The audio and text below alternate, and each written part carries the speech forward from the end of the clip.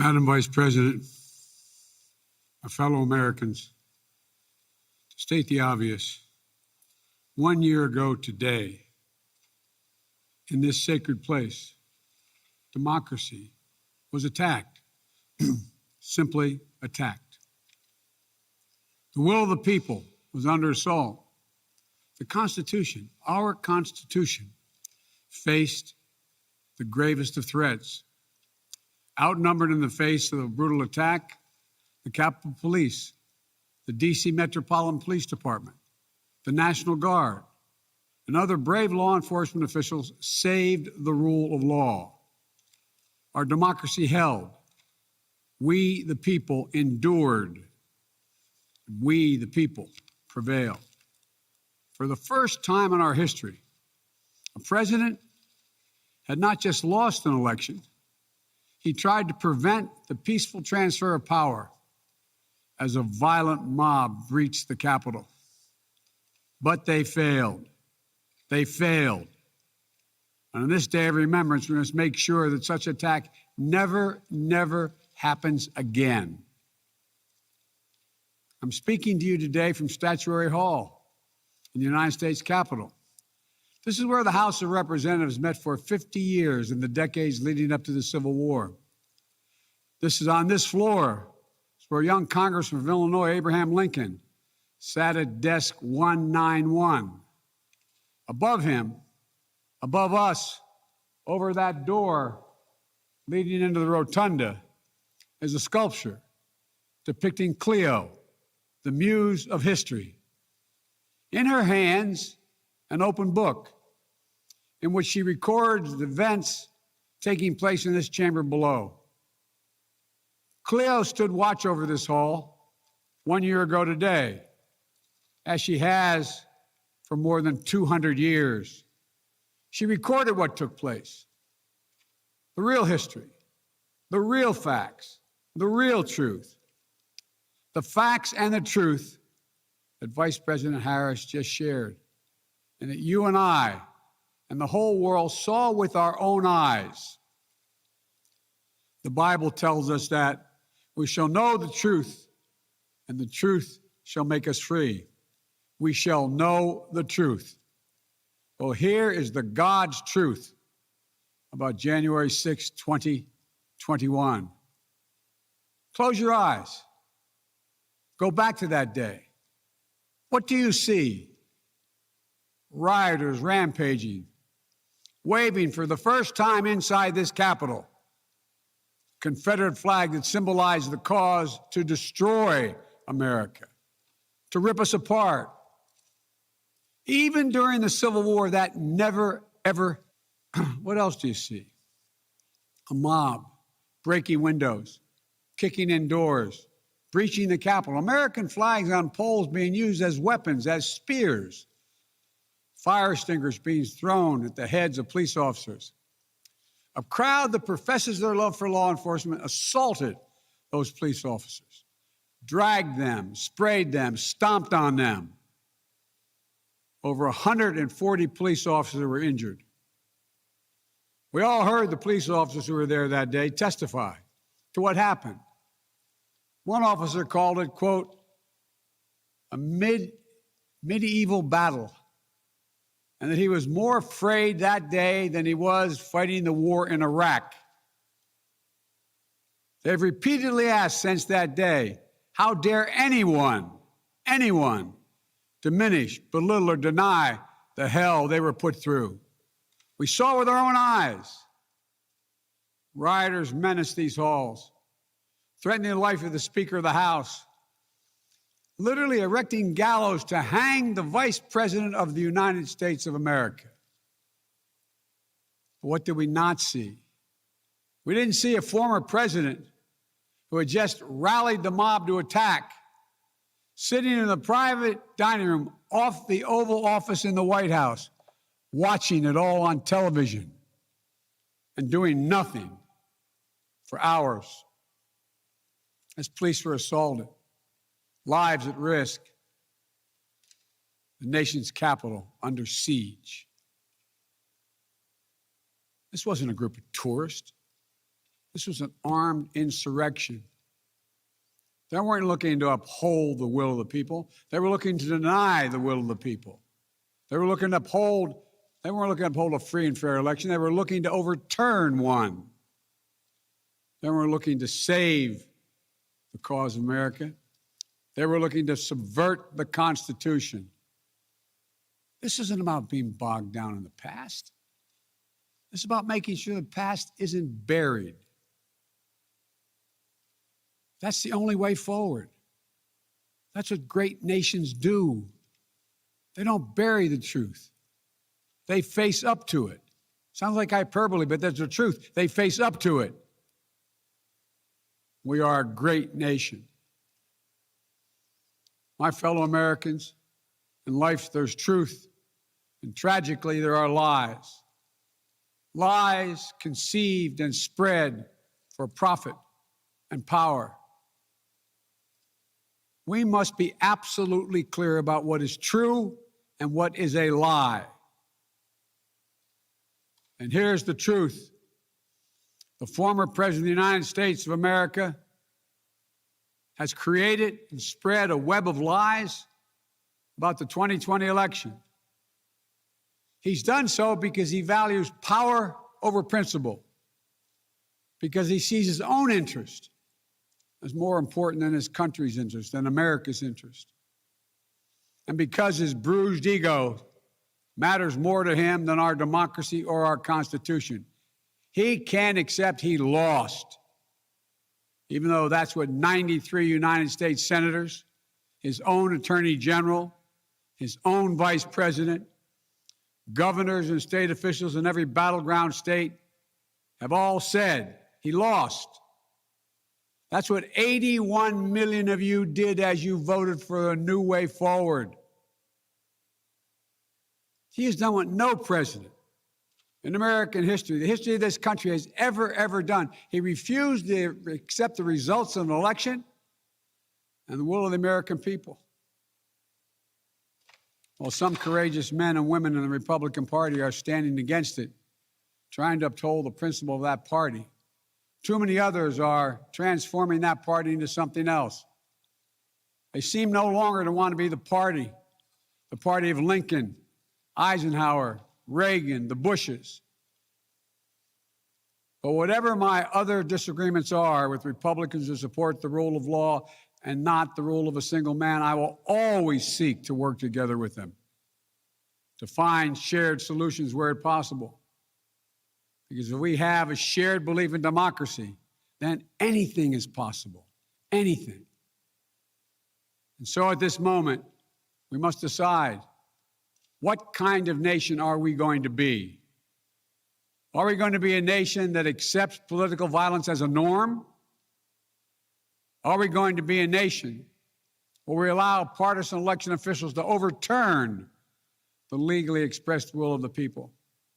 Are we going to be a nation that lives not by the light of the truth, but in the shadow of lies? We cannot allow ourselves to be that kind of nation.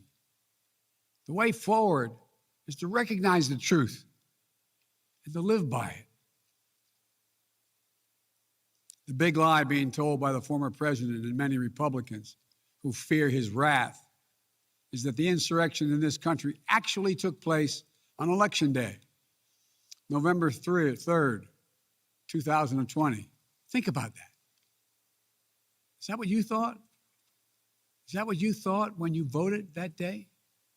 Taking part in an insurrection, is that what you thought you were doing?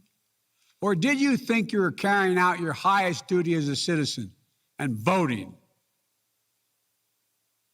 The former president's supporters are trying to rewrite history. They want you to see Election Day as the day of insurrection. And the riot that took place here on January 6th as a true expression of the will of the people. Can you think of a more twisted way to look at this country, to look at America? I cannot. Here's the truth. The election of 2020 was the greatest demonstration of democracy in the history of this country. More of you voted in that election than have ever voted in all of American history. Over 150 million Americans went to the polls and voted that day. In a pandemic, some at great risk to their lives. They should be applauded, not attacked. Right now, in state after state, new laws are being written, not to protect the vote, but to deny it. Not only to suppress the vote, but to subvert it. Not to strengthen or protect our democracy, but because the former president lost, instead of looking at the election results from 2020 and saying they need new ideas or better ideas to win more votes, the former president and his supporters have decided the only way for them to win is to suppress your vote and subvert our elections. It's wrong. It's undemocratic. And frankly, it's un-American. The second big lie being told by the former president and his supporters is that the results of the election of 2020 can't be trusted. The truth is that no election in American history has been more closely scrutinized or more carefully counted. Every legal challenge questioning the results in every court in this country that could have been made was made and was rejected, often rejected by Republican-appointed judges, including judges appointed by the former president himself, from state courts to the United States Supreme Court. Recounts were undertaken in state after state. Georgia counted its results 3 times, with 1 recount by hand. Phony partisan audits were undertaken long after the election in several states. None changed the results. And in some of them, the irony is the margin of victory actually grew slightly. So let's speak plainly about what happened in 2020. Even before the first ballot was cast, the former president was preemptively sowing doubt about the election results. He built his lie over months. It wasn't based on any facts. He was just looking for an excuse, a pretext, to cover for the truth. He's not just a former president. He's a defeated former president. Defeated by a margin of over 7 million of your votes in a full and free and fair election. There is simply zero proof the election results were inaccurate. In fact, in every venue where evidence had to be produced, an oath to tell the truth had to be taken, the former president failed to make his case. Just think about this. The former president and his supporters have never been able to explain how they accept as accurate the other election results that took place on November 3rd. The elections for governor, United States Senate, House of Representatives. Elections which they closed the gap in the House. They challenged none of that. President's name was first. Then we went down the line. Governors, senators, House of Representatives. Somehow those results are accurate on the same ballot. But the presidential race was flawed. And on the same ballot, the same day, cast by the same voters. The only difference, the former president didn't lose those races. He just lost the one that was his own. Finally, the third big lie being told by a former president and his supporters is that the mob who sought to impose their will through violence are the nation's true patriots. Is that what you thought when you looked at the mob ransacking the Capitol, destroying property, literally defecating in the hallways, rifling through the desks of senators and representatives, hunting down members of Congress? Patriots? Not in my view. To me, the true patriots were the more than 150 Americans who peacefully expressed their vote at the ballot box. the election workers who protected the integrity of the vote, and the heroes who defended this Capitol. You can't love your country only when you win. You can't obey the law only when it's convenient. You can't be patriotic when you embrace and enable lies. Those who stormed this Capitol, and those who instigated and incited, and those who called on them to do so, held a dagger at the throat of America, at American democracy. They didn't come here out of patriotism or principle. They came here in rage, not in service of America, but rather in service of one man. Those who incited the mob, the real plotters who were desperate to deny the certification of this election, defy the will of the voters. But their plot was foiled. Congressmen, Democrats and Republicans stayed. Senators, representatives, staff, they finished their work the Constitution demanded. They honored their oath to defend the Constitution against all enemies, foreign and domestic.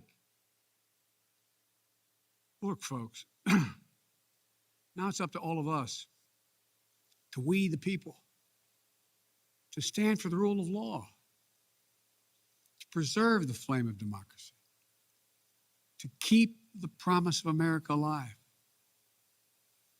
The promise is at risk, targeted by the forces that value brute strength over the sanctity of democracy, fear over hope, personal gain over public good. Make no mistake about it, we're living at an inflection point in history, both at home and abroad. We're engaged anew in a struggle between democracy and autocracy, between the aspirations of the many and the greed of the few, between the people's right of self-determination and the self-seeking autocrat. From China to Russia and beyond, they're betting that democracy's days are numbered. They've actually told me democracy is too slow, too bogged down by division to succeed in today's rapidly changing, complicated world. And they're betting America will become more like them and less like us. They're betting that America is a place for the autocrat, the dictator, the strongman. I do not believe that. That is not who we are. That is not who we have ever been. And that is not who we should ever, ever be. Our founding fathers, as imperfect as they were, set in motion an experiment that changed the world, literally changed the world. Here in America, the people would rule. Power would be transferred peacefully, never at the tip of a spear or the barrel of a gun. They committed to paper an idea that they couldn't live up to, but an idea that couldn't be constrained. Yes, in America, all people are created equal. We reject the view that if you succeed, I fail. If you get ahead, I fall behind. If I hold you down, I somehow lift myself up. The former president who lies about this election and the mob that attacked this Capitol could not be further away from the core American values. They want to rule, or they will ruin. Ruin what our country fought for at Lexington and Concord, at Gettysburg and Omaha Beach, Seneca Falls, Selma, Alabama. What we were fighting for? The right to vote, the right to govern ourselves, the right to determine our own destiny. With rights come responsibilities. Responsibility to see each other as neighbors. Maybe we disagree with that neighbor, but they're not an adversary. Responsibility to accept defeat Then get back in the arena and try again the next time to make your case. The responsibility to see that America is an idea. An idea requires vigilant stewardship. As we stand here today, 1 year since January 6, 2021, the lies that drove the anger and madness we saw in this place, they have not abated. So we have to be firm, resolute, and unyielding in our defense of the right to vote and to have that vote counted. Some have already made the ultimate sacrifice in this sacred effort. Jill and I have mourned police officers in this Capitol Rotunda not once but twice in the wake of January 6th. Once to honor Officer Brian Sicknick, who lost his life the day after the attack, and a second time to honor Officer Billy Evans, who lost his life defending this Capitol as well. We think about the others who lost their lives and were injured, and everyone living with the trauma of that day, from those defending this Capitol to members of Congress in both parties and their staffs, to reporters, cafeteria workers, custodial workers, and their families. Don't kid yourself. The pain and scars from that day run deep. I've said it many times, and it's no more true or real than we think about the events of January 6th. We are in a battle for the soul of America. A battle that by the grace of God and the goodness and gracious and greatness of this nation, we will win.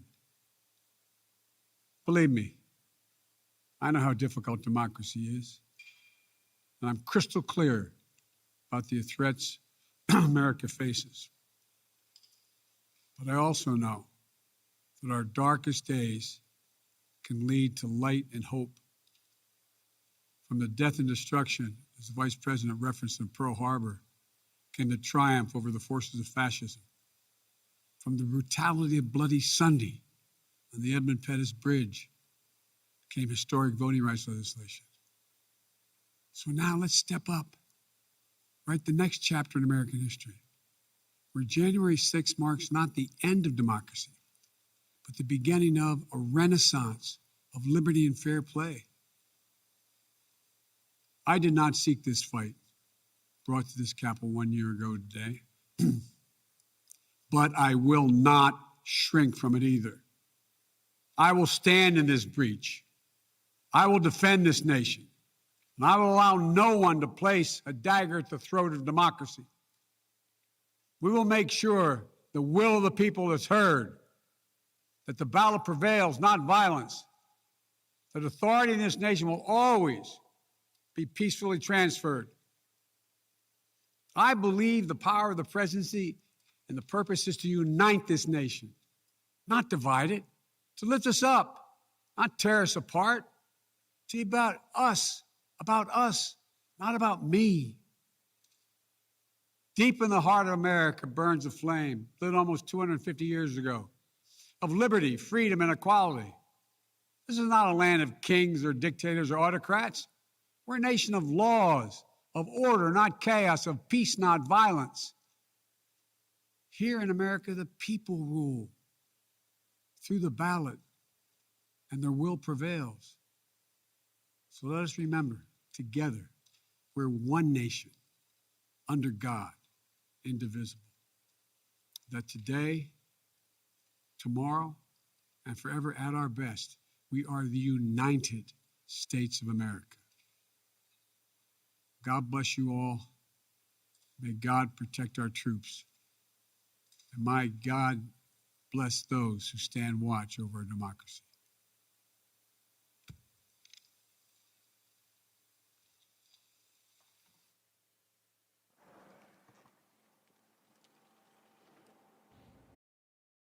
Hey, I'm Rob Finnerty. Thanks for watching. If you enjoyed this video, please join the conversation in the comments below. Don't forget to subscribe, too. Hit the bell icon to be alerted to breaking news. And remember, there's a whole lot more on Newsmax TV, America's fastest growing cable news network. Newsmax TV, we're real news for real people.